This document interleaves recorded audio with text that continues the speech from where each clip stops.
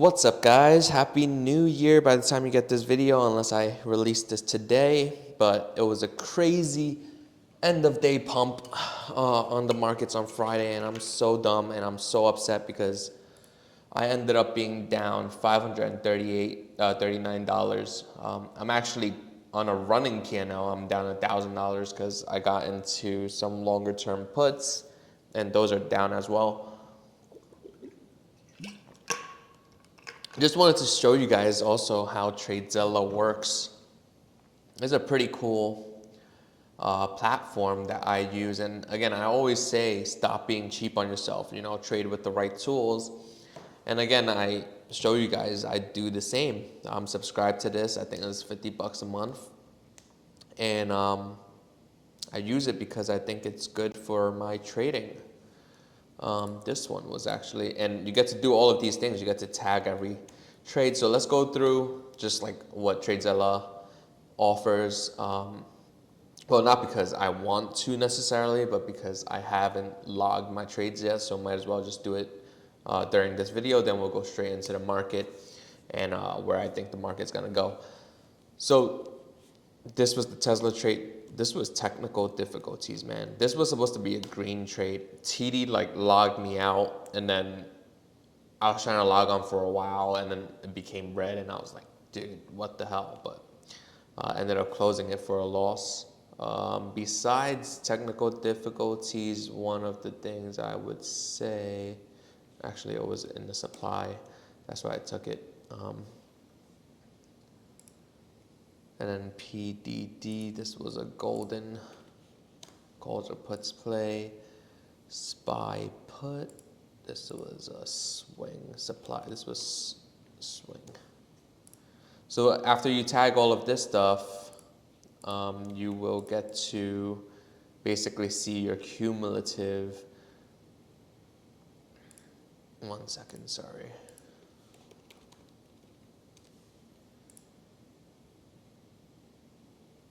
See, so these are the open trades. And if you wanted to go see the detailed, you could go to your setup, or is it setups? And you'll see which setups you do the best on. So like here, as you can see, I lost the most on technical difficulties because of that Tesla trade. And I make the most off of calls or puts golden play. Again, that's why I say always trade with the right tools and a break of supply along with trendline resistance.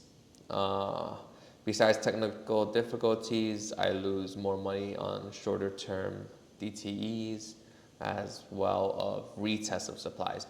This I know, whenever I try to trade a retest of supply, the reaction isn't there or not as strong, in which case I end up losing money.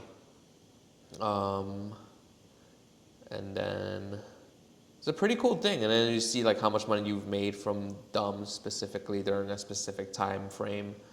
You get to, one thing that really helps me, because I never really had something like this, is the fact that you get to see your calendar. So I think WEBULL has this currently.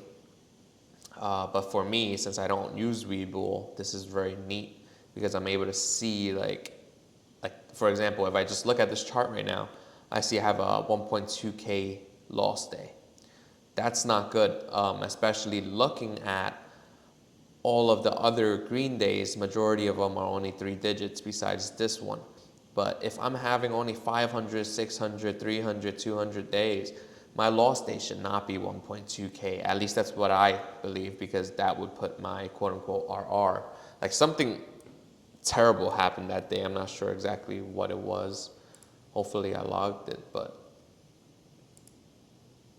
yeah, I did. What was this? Retest of supply, you see? Calls or puts golden play. Calls or puts golden play. Lotto. So lottos and those things are not good. But when I saw that, I was like, shoot. So then I had to, thank God I went green for the week. But it's a very neat setup, because if you're up for the week, it kind of keeps you in check. Yo, you're only up $500 for the week. Don't go from green to red. in a way it's good, but also in a way I think it kind of limits your profitability as well, because obviously you would decrease your size, so you won't be trading as high. So there's the good and the bad. I mean, if I look at my September month, like, these are the numbers that I'm like, yes, I'm used to it. And I sized down for December because I noticed when I got TradeZella that I'm always down on Friday and Mondays a lot of the time. See? So I ended up being, pretty 3 red days out of the Monday and Fridays, which compared to the other times, like here, it's a lot better. But I don't know.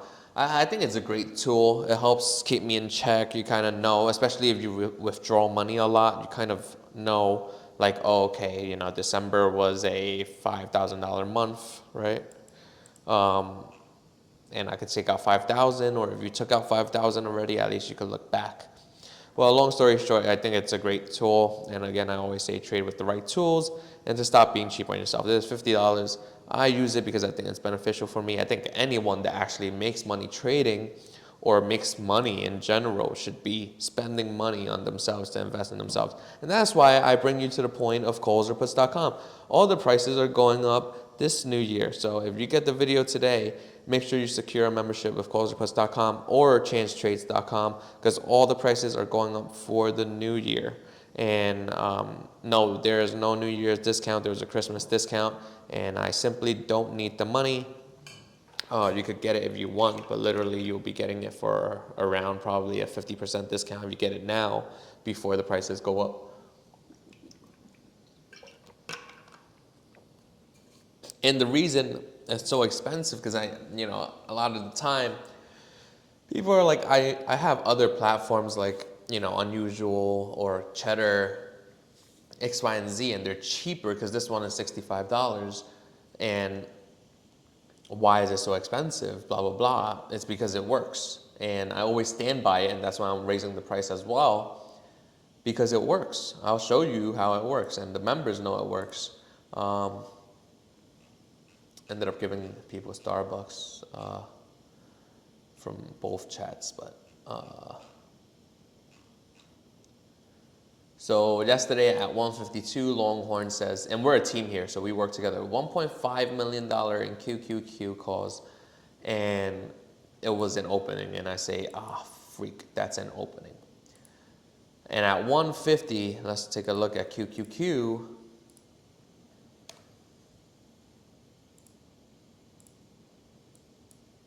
I already did like a promotional video for QQQ the other day. That's why you see it. So this was at 150. For you guys don't know military time, that's 1350. It was right here. After they got in, we got this huge 1.34% move on an ETF. So you already know that person made a crap ton of money. It was QQQ, IWM. And this is why I say trade with the right tools. It could have saved me a lot of money. And if I wasn't stupid and also preoccupied, I would have gotten out of my puts, because my puts were up a good amount. And I was actually green for the day. This was not red. I was green for the day. And down here, then all of a sudden we saw that golden call, and I did not get out, being as dumb as I was. And I ended up taking a huge loss on that. So I'm kind of upset about that, but it is what it is. So as to where I think the market's going to go, guys, I think I'm like the only Elliott wave guy, although I'm not the best at it, that thinks this is currently, that we're still in wave 4. If you guys don't know what Elliott wave is, just Google it, but there are certain rules that you have to like abide by. And one of them is that triangles can only occur in wave 4 or wave B of ABC. So I think this one is an impulse down, and a lot of people actually say that we completed 5 up already. I don't think so. I think this is 1, 2, 3, 4, and then we continue 5 down. Because to me this looks like a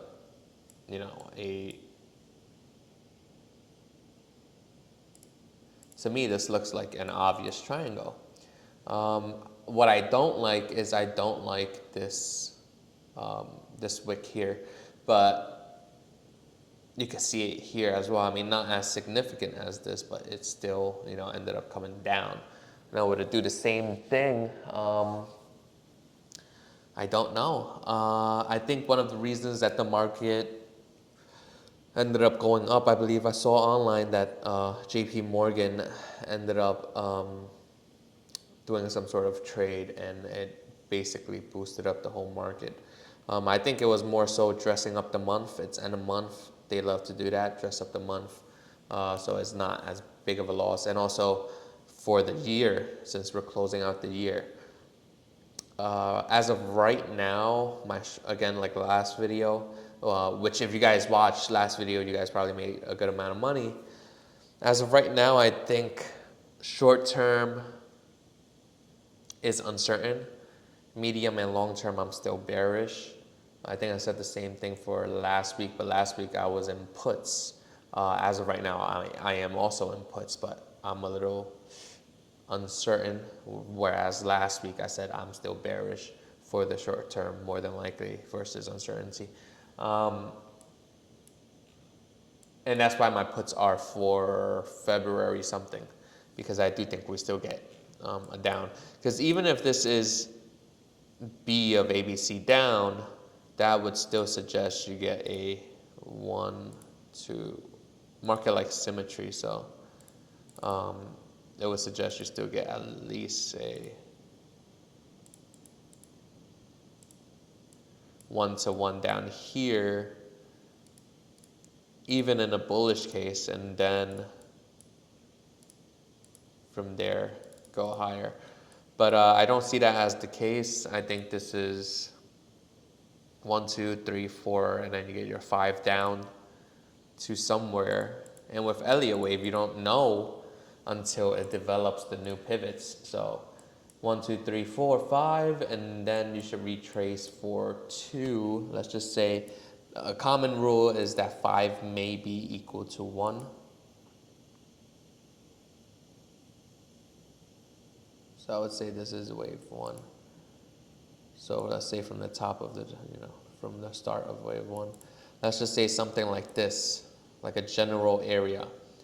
Then you will go back for wave 2, which should bring you to the 0.5 and 0.61. And ABC correction. And then wave 3 is where it, completely craps the bed. And I think this is probably, in terms of the time, this is probably what would look better, because this will bring you into, I think the next FOMC is February or March. So this kind of gives it a little more time.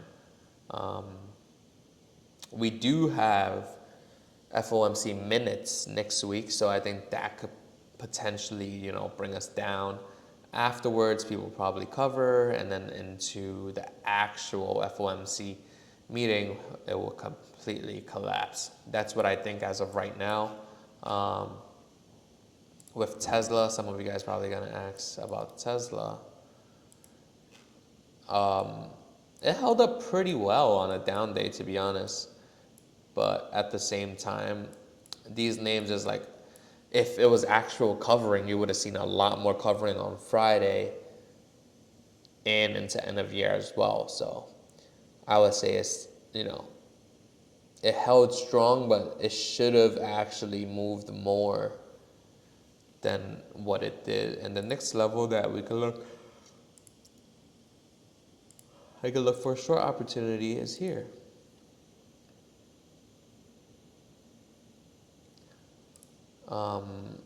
Let's see if it gets there. I always like to set my alerts, and if it gets up there, and if you guys are trading, every day from 9 to 5, that's not good.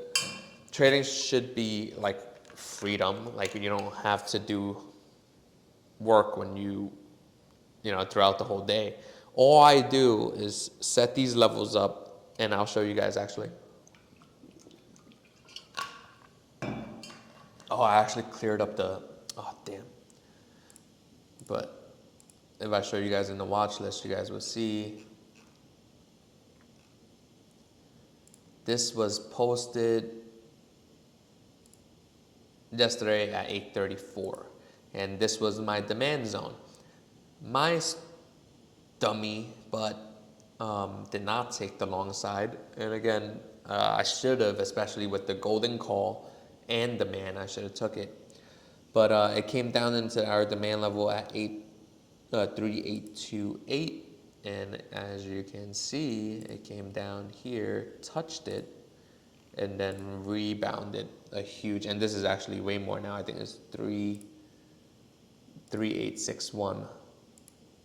So from 3828 to 3861, so a 30-point move from our demand zone, and that's why I say all you gotta do is set an alert. Once that alert hits, just trade it. Actually, I didn't even go over what to watch yet for here. So there is a supply here.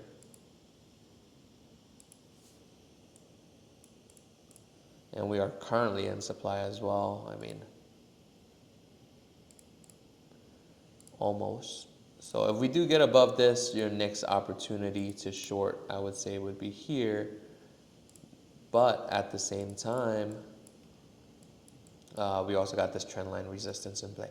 In the case that it fakes out, fake outs usually lead to the worst breakdown. So if it does go up here and then end up going back down into this triangle, you should expect some larger degree downward move. And then in terms of demand, I think there was an hourly demand that was formed over here.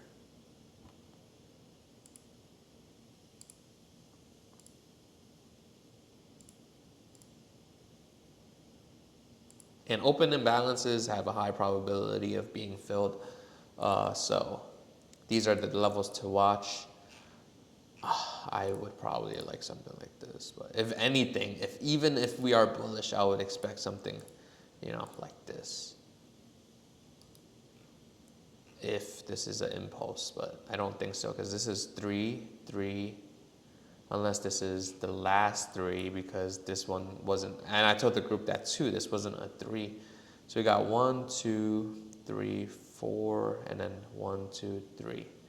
Because every single one should have like A, B, C, A, B, C, A, B, C, A, B, C, and then A, B, C. Unless this is the case. And if you guys want to see the whole thing, it's A, B, C, D, E.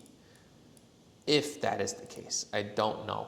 But I will be looking to short for the long term as well in the case that we do hit that specific level. But anyways, that's it. Make sure to screenshot these levels, and Happy New Year. See you guys next year, and it's a fresh portfolio, so let's make some money. Again, you want to subscribe to chancetrades.com or callsreports.com before the New Year's, because the price change is going to happen. I just don't know when. I got to get the developers on it. And always trade with the right tool and the right team. You guys have a great day. Bye-bye.